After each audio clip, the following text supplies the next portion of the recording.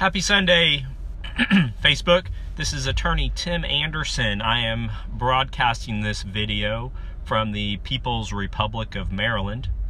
I had this really great idea today that I was going to do this amazing video about how bad it is in Maryland, and I was going to talk about all that, and I had this great backdrop to do it, and now I'm here.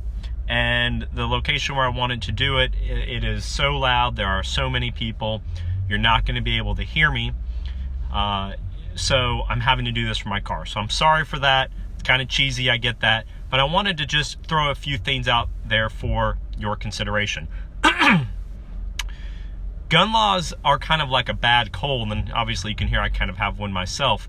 But Maryland has been super blue for a long time, and now apparently Virginia has caught that cold of how gun laws need to be. It's not as if the influence of Virginia has softened Maryland. It is the opposite. And I want to tell you what it's like to be in Maryland. Key talking points for Maryland. First off, you have to have a permit to purchase a pistol in Maryland. It means the state gets to say yes or no before you even ask for the background check if you can purchase a pistol. They have firearm registrations in Maryland on pistols. So you have to register that, and you also have to register any automatic weapons, which there's not many of those out there, with the state. You have to have a permit for concealed carry. That's just like Virginia. You have to have a permit to open carry. Now that's something we don't have to do in Virginia, but you have to have a permit. If you want to open carry, you have to have a permit in Maryland. There is an assault weapons ban in Maryland. However, it's quite a bit different than what we saw from Senate Bill 16. Senate Bill 16 did have a grandfather clause, or excuse me, the Maryland law does have a grandfather clause, and it allows the firearms to go down through lawful inheritance. Now, whether you think there should be a ban or not, that is distinctly different than what Senate Bill 16 said, and we're going to talk about that in just a minute. Finally, there is magazine capacities in Maryland. 10 or more are not legal to have. Get this though, there's no NFA requirement. So if you have silencers and things like that, those are still allowed in Maryland. And of course they have the red flag laws. So I throw all that out there because we need to stand up. We need to tell our Democrat leaders in Richmond that we do not want the influenza that Maryland is trying to give us, and this is my proposal. So in Virginia there is a judicial recall process. Now you should know that today at 6:30 p.m. I'm going to be standing in front of the Fairfax County Circuit Court asking for you to commit to be a part of this this recall. Now, here's the context, and here is the argument. 24.2-233 talks about judicial recall of any elected officials. It could be your city councilman, it could be your board of supervisors, it could be the governor. All right. And generally, what you have to do is you have to get 10% of the vote of the last election for the person you're trying to recall. And when you get that, then you file a petition, and you have to allege some kind of behavior, or something that the person did that would cause their removal. It's not like a lot of states that have actual recall elections where if you just get so many votes, there's going to be a recall. Here there has to be cause. Now, most of the cause is criminal in nature. When a elected official does something illegal, for instance, getting convicted of a felony or something like that. But there is a provision in the code that deals with misuse of office. It's 24.2-233, and it's the A section of that code. Now, it's not just the misuse of the office, but it's that because of the misuse that it materially affects the elected official's position in office. So here's my argument, and I just want you to hear it out and lay it out. Democrats win the House and the Senate in 2019, early November. Shortly thereafter, one of the leaders of the Senate, Senator Saslaw, he is not a junior, a freshman, he's a leader. The leadership proposes Senate Bill 16. Now, Senate Bill 16, essentially, it's super complicated, but this is the gist of it. It's going to define certain firearms as assault weapons, and there's going to be mostly like AR-15s, AK-47s, things like that, pistols weighing more than 50 ounces. There's all this stuff that they've put in. That's in the bill. Go look it up. You can see it for yourself. So he proposes that we're gonna classify all of these weapons as assault weapons, okay? And then they're going to be illegal to own in Virginia after, usually July 1 is when laws go into effect, so assuming July 1 is the effective date, they're going to be illegal in Virginia to have. Now, there was no grandfather clause built into the bill. Although the bill was extremely complicated in a lot of other areas, dealing with even like the ability to purchase or sell high-capacity pistol magazines, and they define high-capacity pistol magazines as 10 or more. Also, there's like shotguns having more than 7. I mean, there's all this stuff that they're talking about, okay? It's not just AR-15s. It's all this stuff. All right. So all of this stuff is going to be illegal, proposed to be illegal if Senate Bill 16 were to pass on July 1. Now, the people that lawfully owned those firearms and those weapons, people who legally purchased them and legally owns them, would have had two choices on July 1. Choice 1, you have to have those firearms out of Virginia. So either you have to sell them, you have to modify them to where they no longer meet the definition, or you have to move them out of Virginia.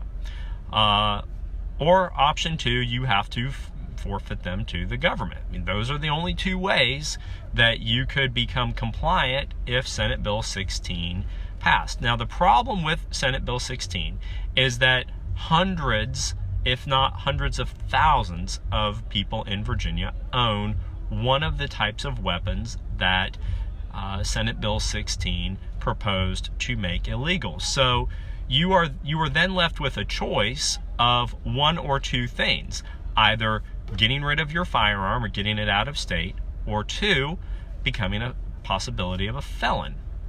So because of all of that rhetoric from the leader, one of the top guys in the Virginia Senate, he proposes this bill as soon as the Democrats take office. This bill gets lodged very shortly thereafter, and it sets the tone that, oh my gosh, the Democrats are coming for our guns. Now, and if you go back all the way in the beginning of my videos, I made a video that said, hey, look, I don't think the Democrats are coming for the guns. I think they're going to do some reasonable stuff. But shortly after I said that, Senate Bill 16 came out. And it was super clear to anybody who could read, you don't have to be a lawyer, but to anybody who could read, the Democrats are not coming out with reasonable gun reform, which is what they promised. They are coming out with super aggressive gun laws that would make hundreds of thousands of legal firearm owners in Virginia felons. Now, look, personally, I am not sitting here as like the AR-15 champion, okay? That's not what I am, and that's not what I'm saying. What I am saying is that people that lawfully have these weapons and people that lawfully purchase these weapons should not be deemed felons after the law passes. Okay, so he lodges the bill. Because that bill gets lodged, you start seeing sanctuary cities popping up all over the place. Now, I live in Virginia Beach. A guy named Vincent Smith, he was kind of a champion of getting that movement going in Virginia Beach. There's hundreds of guys just like him all over Virginia who've been doing the same thing. And these guys all started going to their local governments, city council, and saying, or board of supervisors, and saying, whoa, this is super scary. It looks like Richmond is going to do some radical things this year. And because of that, we want your back, that if something comes down like Senate Bill 16, that would say hundreds of thousands of people in Virginia are going to be felons because of a firearm they purchased before the law went into effect, we want your protection to say, hey, we're going to exercise some of our locality discretion, okay? And so call it a sanctuary city, call it a Second Amendment, whatever, Second Amendment constitutional zone, whatever you want to call it, they started popping up. I think the number today is 85. Now, there's only about 100, a little bit more than 100 jurisdictions in Virginia.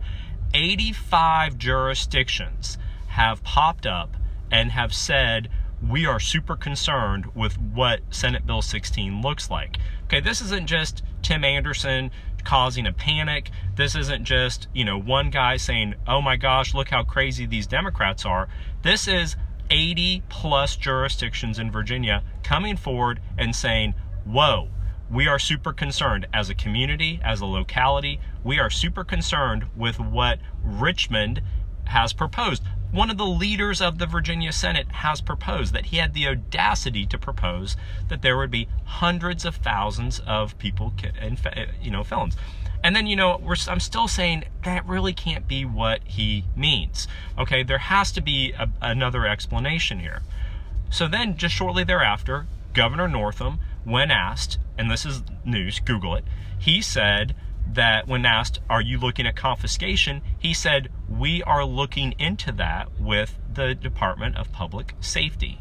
Okay, so now you have a leader of the Senate and Governor Northam saying in concert that they're looking at firearm confiscation. And again, if you're a Democrat, if you are a Libertarian, if you are a Republican, that is constitutionally not right. You can't do that. That is not legal. That is a taking under the Fifth Amendment. And then if you don't comply with our laws, we're going to make you felons. And so then the Second Amendment cities are all popping up. Panic is ensuing because we are seeing things. Then other bills come down. Senate Bill 64, which is a big one, that talks about not even being able to train in certain circumstances in your own backyard. There's all this stuff that started coming out of Richmond, and it is super clear that this is not just a rogue senator. This is delegates and senators that are aggressively going to come after our firearms. Okay, so then, next step, next chain of events. We have the Attorney General who says, oh, all this stuff is just a hype from the gun lobby. People are going to follow the laws. Never said, yeah, Senate Bill 16 is a little sketchy. I don't think we're going to be able to support that. He comes out and says, no, this is just the gun lobby trying to scare people. Really, Attorney General Herring? 80 plus jurisdictions now in Virginia. That's just people, the gun lobby? No, that is the population of Virginia mobilizing and saying that you can't do this. You cannot do this. Okay? So then, all right, 80 plus jurisdictions have sent a message to Richmond that says, hey, we're super concerned mostly about Senate Bill 16. That's the big one. There's certainly other ones. So then, instead of the governor, instead of Senator Saslaw coming out and saying, you know what, we've heard you, we're going to go back to the drawing board and come up with a different plan. We are going to push gun laws, but we're going to come up with a different plan. We hear you, Virginia. Instead of them doing that, the Congressman McEachin, U.S. Congressman McEachin, suggests that the governor should mobilize the National Guard to enforce whatever laws come down from Richmond. Okay? Now, that is some scary stuff. Nobody has come out and said Senate Bill 16 is dead in the water until just the other day, Senator Saslaw comes out. So I missed one step. So because of the backlash, the governor said, oh, well, yeah, there's going to be a grandfather clause. Of course there is. And then, but it's going to come with registration, okay, which isn't even in the Communist Republic of Maryland where I am right now. It's going to come with registration. And then Saslaw says, that makes sense. I never intended for Senate Bill 16 to become the main assault weapons ban, and I never intended on locking a bunch of people up in Virginia. That's quoted in the Virginia Mercury. Google the article. They interviewed him. That's what he said. Okay? So it seems as though, so then he says that, and then Congressman McEachin from Chesapeake and Richmond, he has both there, says we shouldn't, the governor shouldn't mobilize the National Guard in response to all of the Second Amendment sanctuaries. So that is where we are. So going back, why do I want to recall Senator Saslaw? Those are the facts. I'm not shoving any hyperbole into this. Those are the facts. Is it a misuse of the senator's office to lodge a bill that would potentially criminalize hundreds of thousands of Virginians by the stroke of a pen? Is that a misuse of office? Is it further a misuse of his office to then say, after the backlash comes down, that he had no intention of that bill becoming the main bill of Virginia, the main law in Virginia?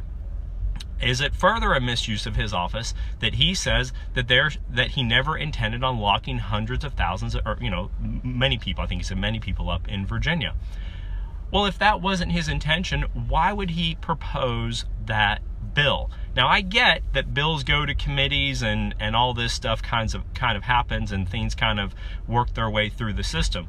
But why would he impose such an arbitrary bill that would punish so many people in Virginia who have lawfully purchased firearms? I ask you that question. And then I ask you, is that a misuse of office? Is that a misuse of office to cause the state of Virginia, the Commonwealth of Virginia, to go into a panic? And it is a panic because we have 80 plus jurisdictions who have pushed back and said, wait a minute, we're super concerned, mostly because of what Senate Bill 16 has done, followed by the other conversations that have come out of Richmond.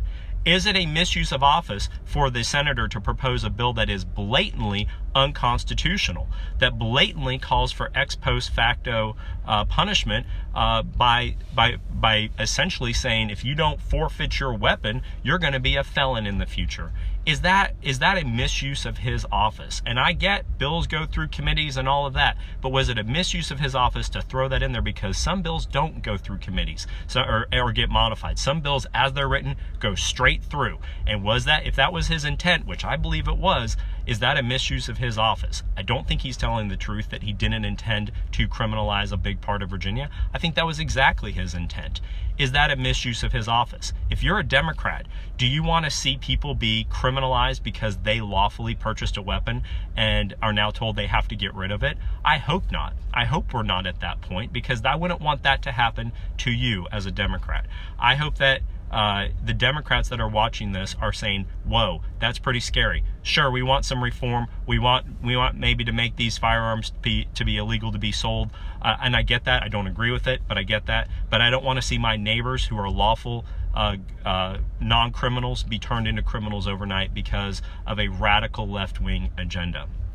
That's my case. Now, I have seen some people say that I should have to forfeit my bar license for making these arguments. Let me tell you about 24.2-233. There are 2 published cases in Virginia where this law has ever reached any court that has published what these 2 statutes mean. The first one was a lady out in clerk of court out in the West who fired half of her staff after an election because they didn't support her re-election campaign. And they started a petition, and that petition was summarily dismissed because she didn't get the requisite number of voters to sign the petition under the penalties of perjury. Okay, so that was tossed out mostly on a procedural issue. The second and only other case that has published an opinion deals with the Burfoot matter, who was the treasurer in Norfolk, who got convicted of a bunch of felonies in federal court, and the court suspended him. Okay, suspended him out of office when he was walking into prison. Those are the only 2 cases. There have not been any cases in Virginia that a court has said, hey, what the heck does a misuse of office mean? But if I ask you, people that are watching, the Democrats, the Republicans, the Libertarians, is it a misuse of the office to have hundreds of thousands of people, propose to have hundreds of thousands of people criminalized by the stroke of a pen for doing nothing more than legally owning a weapon that the state would later say is illegal.